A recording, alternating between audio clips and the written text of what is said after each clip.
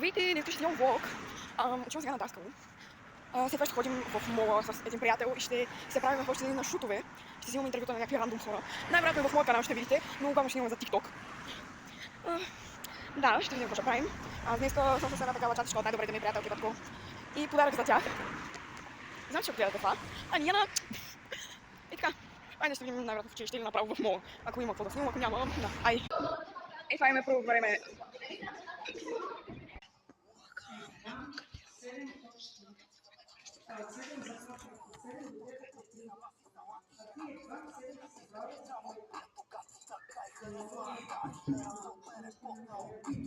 Яка ще кучила до корема. Направо ще го третя.